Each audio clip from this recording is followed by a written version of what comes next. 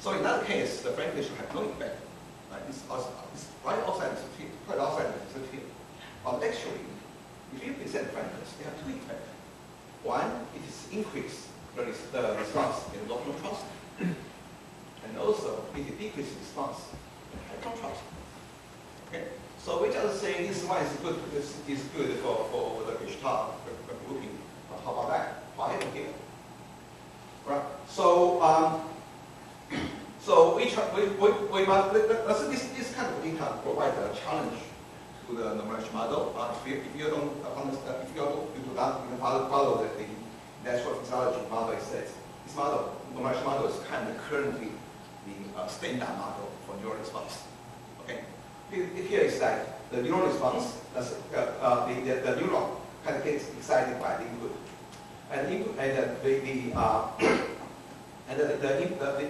there's a summation mechanism pulling all the response of relevant neuron together and feedback to get the response. Okay, notice that here everything is summation here, right?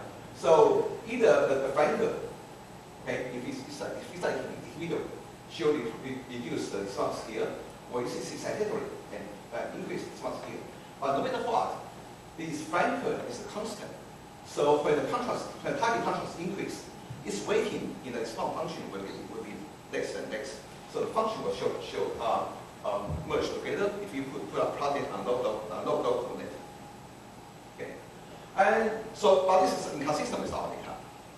So what I did is that we model this one as a neuron as a multiplier detectors to modulate the sensitivity to the neural response. Here is without the KI, this is the typical, the classic, the contrast mesh model. The excitation is to power divided by inhibition plus the sigma. This inhibition, you guys will see again and again. This is called the divisive inhibition because inhibition is not subtraction, but a divisive operation.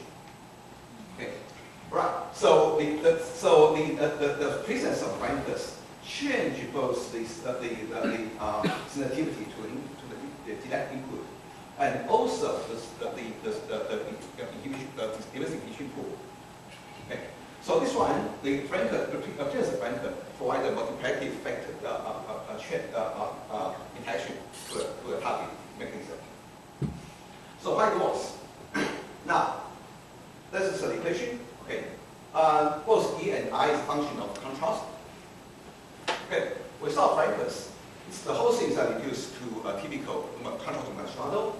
When the contrast is low, basically the whole thing you can just ignore this part because usually Q is about 2.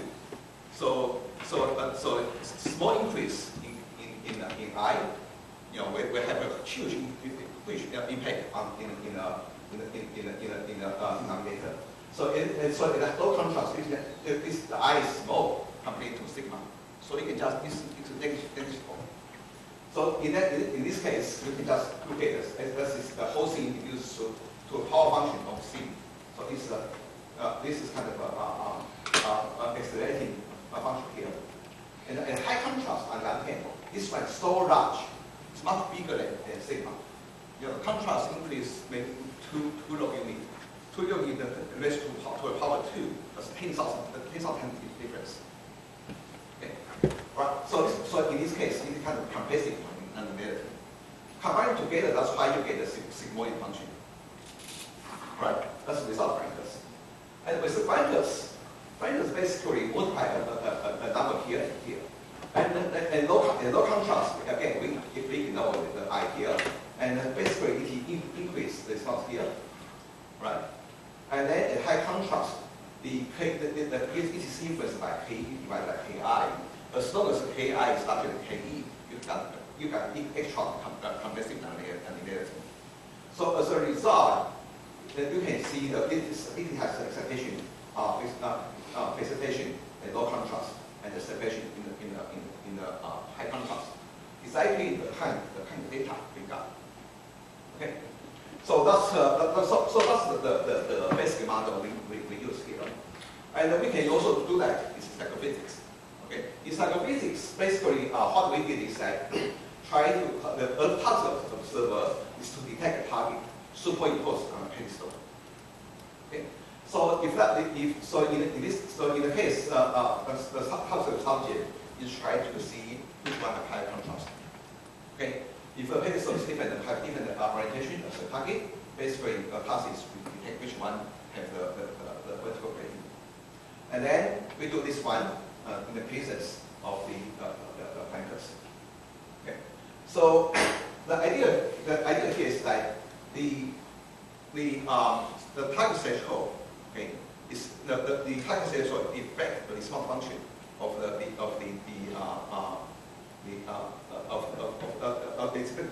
target mechanism. Okay. So okay, I don't have this slide. Okay. Anyway. Okay. So the idea here is that the typical result of this kind of threshold arrangement is that you have the target threshold first goes down and then goes up again as the contrast increase. This is called People function.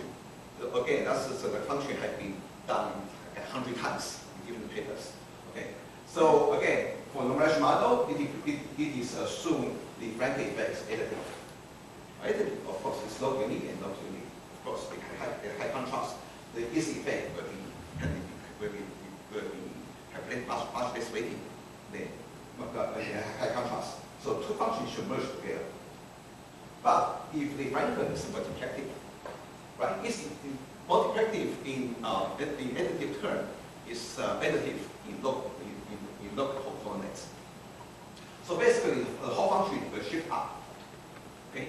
As a result, the function will be parallel and high contrast. Okay. And then so you have two predictions. The Marsh model predict the two functions will merge together at high contrast, and multiplicative model will predict the two functions will be parallel to high contrast. Okay. Here's the result. Very clearly, the two functions are kind of parallel. Okay. Right. And that's another subject. Okay. Okay. So again, that's what do we have here. You have with Franke, you have this kind of excitation at low contrast and separation at high contrast. And if we see these kind of things, you can use a different configuration. Okay. Different configuration with even you can control distance and orientation or whatever parameter you have. So you can find then you can do a TDC function and fit into model and determine how much excitation, how much division is in the model. And use these parameters, okay, you can compute how the parameters change with different kind of stimuli parameter you have. And put it together, you can actually map the so-called non-passing sensitivity field. That is, outside the field, how kind of stimuli influence will a stimulus image element will have on the target detection. Okay, so that's the way we do to map the non-passing sensitivity. Okay, so that's one example. Let me give you two more examples. One is symmetry. Symmetry, symmetry looks like symmetry is one of the most important rule of Gestalt, right? Of Gestalt psychology. So basically, you can see this kind of things. This is symmetry, right? Symmetry, you have basically you are trying to find the correspondence across the symmetry axis. Okay. So this one is kind of important because this appears almost everywhere for almost all the animal asymmetry. Right? And most of the leaves, straw, and kind of things. And building with asymmetry. And it's also kind of beautiful, right? And but the symmetry is essentially quite efficient. You only need a 30 second of representation. You know whether this image is a symmetry or not. Or you can search for a symmetric object from a very complex image. Okay. Right? So what do we do here about symmetry? It's very computationally very complicated. The thing here is that to find the symmetry, you need to find the correspondence first. And you have the same correspondence through a symmetry axis. Right? For instance, here the correspondence is the same, but here the correspondence is inconsistent with this correspondence. Okay. But now, here is the issue. You cannot find the correspondence unless you know the symmetry exists. Right? But you won't know the symmetry exists unless you find the correspondence. So this is kind of chicken egg problem. Okay? So there's some millions of different kind of combination can lead to some kind of symmetry present. You have to choose just one thing. Okay? So symmetry is a kind of very typical correspondence problem here. And what do we do here? We can show quite a bit quite a experiments here. But here I use examples color and color because people tend to see color better. Okay? And for example, here is a red target. Okay? And you can superimpose some different masks of different kind of color. Okay? And then we found that the symmetry mechanism is very color selective.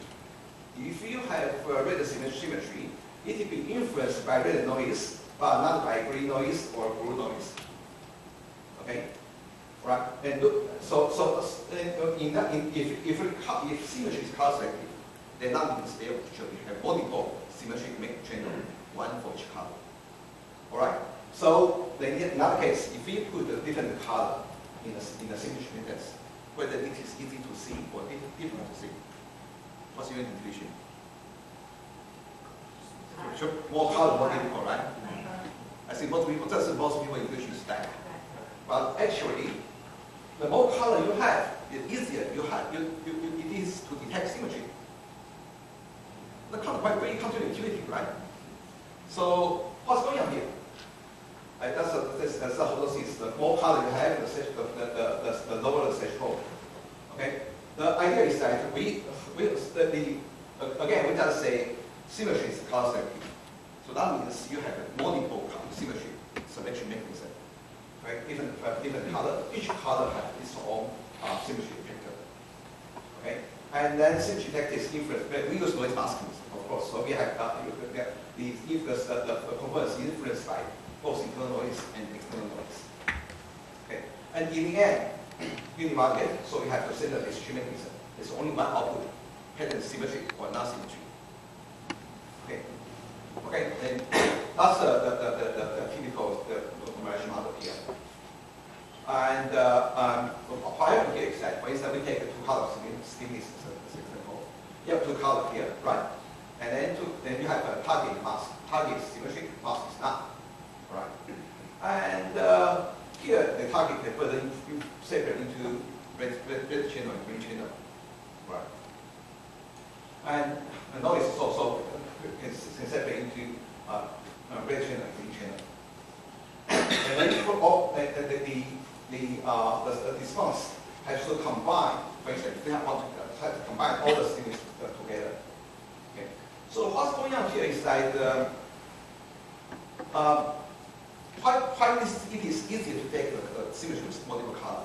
The thing here is that yes, if there's only one color for symmetry, it is easy to find correspondence. True, but there are also a lot of noise, right? Because every two dots can be paired together. Okay. And then on the other hand, in this kind of case, yeah, indeed, your signal is much reduced. You have very few signal here. But on the other hand, you also have much less noise. Okay? So that's why the majority is that you still have much less division in your response function. Okay? That's why it is easier to detect symmetry with multiple color. Okay? Again, diversity division play a very important role in our detection in our protein. Okay? Okay, the last example I'm going to use is gas pattern. Gas pattern is a kind of some people say it's solution, but I don't think it's solution because it's so obvious.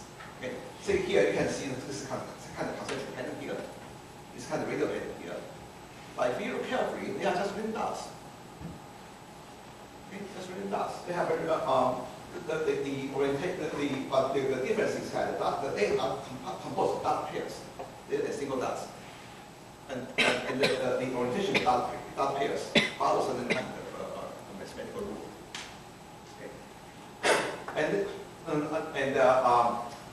gas patterns actually activate the same area as the object area. So it's kind of so with our brain consider gas pattern as a kind of object. Okay. All right. So what we do here, we try to test the Kirchhoff's theory.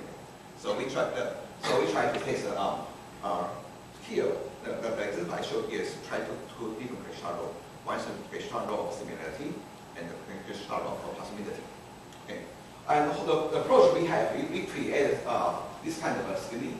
Instead of the dipole patterns people use, we use the triple pattern, which in each space, each unit of gas pattern considers three dots.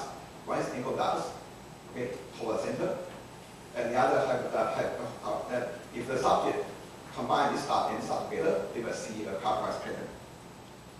If they combine this dot and this dot together, they will see a clockwise pattern. Okay, I waste the beautiful animation. Okay, so here is the clear example. All the images have the same condition, same kind of dot, but the contrast changes. Here, the contrast dot have a high contrast than the contrast dot, so you can see it's kind of contrast spiral. Here, and then the contrast decrease, have one this dot, one contrast decrease, and the other contrast increase. And in the end, you can see this become the clockwise. Of course, in the center, basically it's nothing here. Okay. And so we can ask this subject to judge whether the pattern is clockwise or counterclockwise. Okay. So basically, the probability first increase and decrease as the clockwise contrast. So it's kind of an inverted U function here. Notice this is the contrast angle dot. Okay. So and the given curve is the contrast of the other counterclockwise dot. Okay. So what's going on here?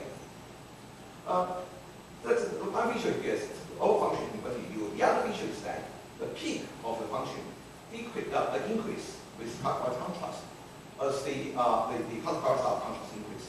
They are not at the same place. Okay.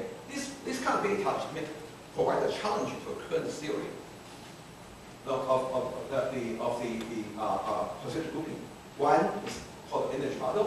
That is, this is from attention. So you always measure things with salience, okay, greater salience. Okay, so you tend to group dots with greatest contrast. Okay, the other is token mesh. Actually, it is Kirchhoff's theory of similarity. You always measure the dot with the same contrast as the angle. Okay, and if you use the energy model, predict the probability to increase with contrast, no matter what. So it will have this kind of condition. Probability should always increase. So it's inconsistent with the invertible function we have. Okay, how about the token model for similarity model? It will suggest that you always match the dot with the same contrast as the angle. Right? So the curve should always peak at the same place. But yet, our data, the peak is always changes. So what happened here is that, again, the contrast normalization plays the role here. Okay, this is the model. You have the different combination, the kind of response function. In the end, you have to combine these kind of things together for the distribution model. So you have excitation, inhibition, and all those kind of mathematics. The important thing is here. Okay, you have two things here. One is self-inhibition. The other is the inhibition from the other dipole. Because of self-inhibition, the can control. So that means if the contrast increases to a certain level, it will overcome the excitation. So you have so much inhibition here. So the probability actually goes down. So the inverted U function is caused by the self-inhibition. Okay? And the shifting of the peak is due to inhibition from the other dipoles.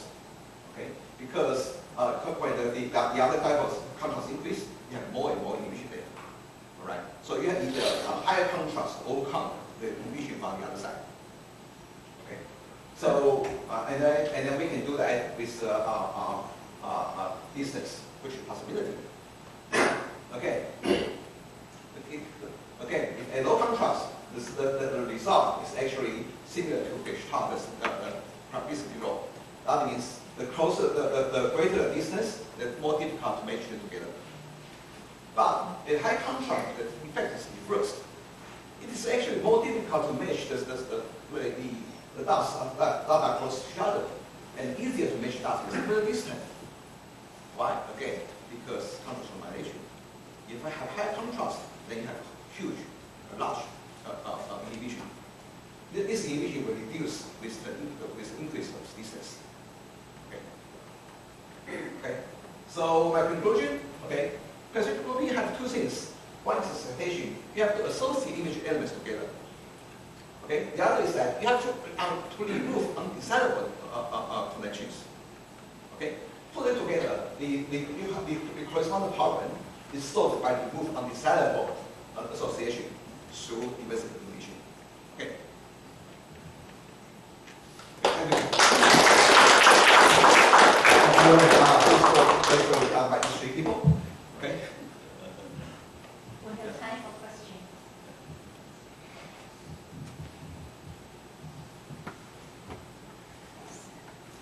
Thank you very much. I mean, I love all the different examples, but I think I was particularly taken by the relationship between the symmetry and the color, as you showed how, in a sense, the color solves or eases, simplifies the correspondence problem. Right. And so I wonder, in the context of configuration or configural, whether when you tie up color and symmetry in this way, could it also be harmful? That is, what is color doing when there is actually no symmetry in the display?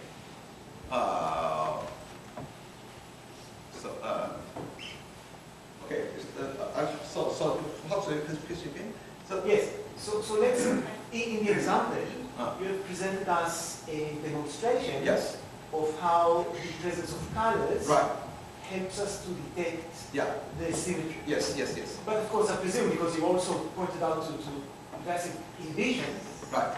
that the color could be used to maybe interfere with the perception of Yes. symmetry. Yes. So for example, maybe the color is not pointing out to the units that are symmetrical. So let's say here's symmetry. If this is blue and blue, and this is red and red, then or maybe blue, red and red, then the color helps the symmetry. Right. But what happens when you mix up the colors? Yes. They no longer correspond to the symmetrical properties. The color no longer.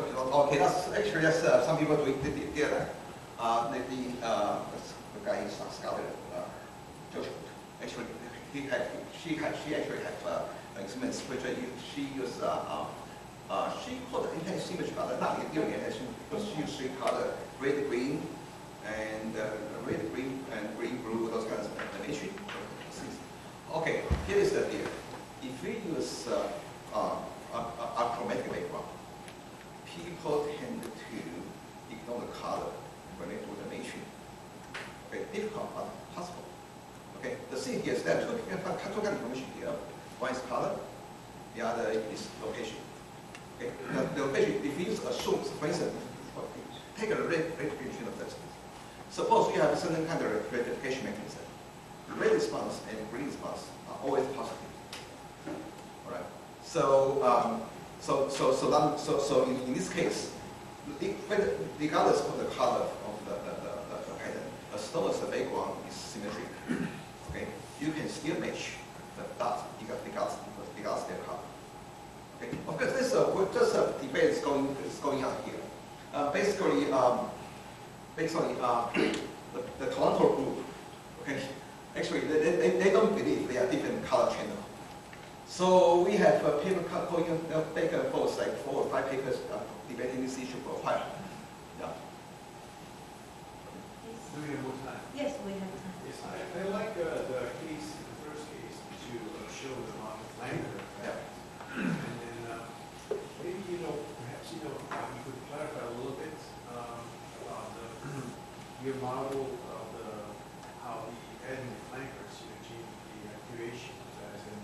Yeah. So one thing that I have particularly in mind is by adding flankers, you're creating high-level units, which is actually probably different neuron.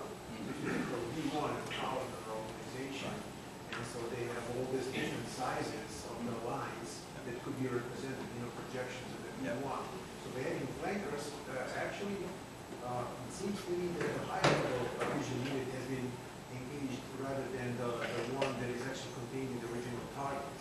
And that could be the source of inhibition to the original unit that you're only the middle part. Is this right or?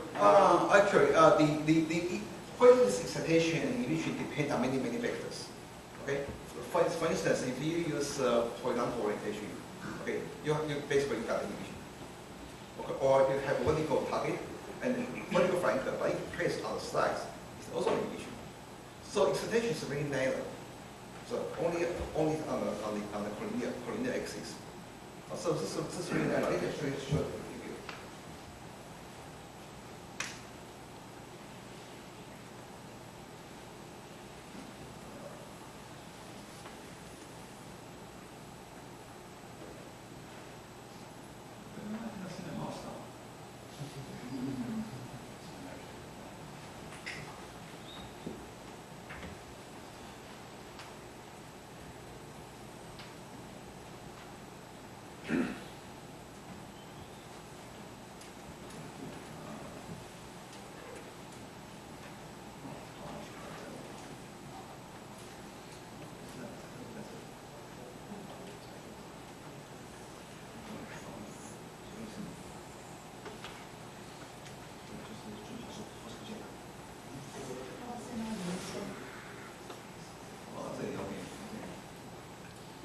Okay, all right.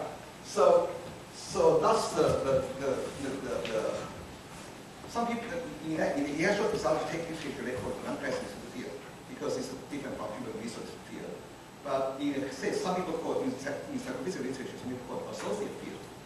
Okay, because it's how the different influence the target. You can see that the excitation part is really narrow. Okay, it's really narrow. Okay, inhibition is everywhere. Okay, so default is inhibition, but only very narrow strip collinear part is excitatory. So that's why some people call this collinear facilitation. Okay.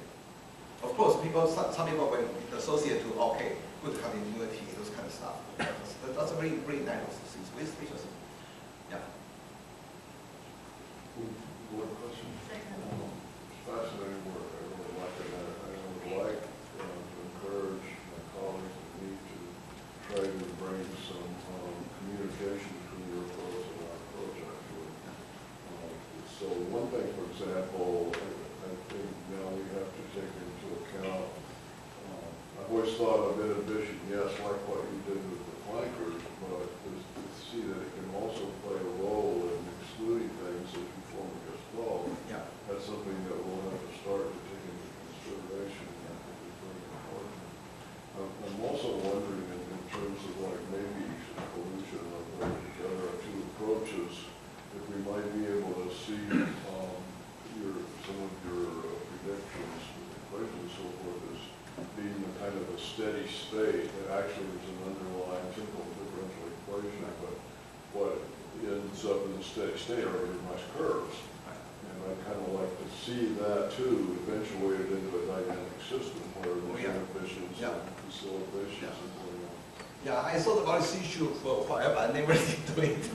Yeah, because I don't do motions, so dynamic stuff very much a lot. Yeah, or learning. Yeah. Any other interesting question?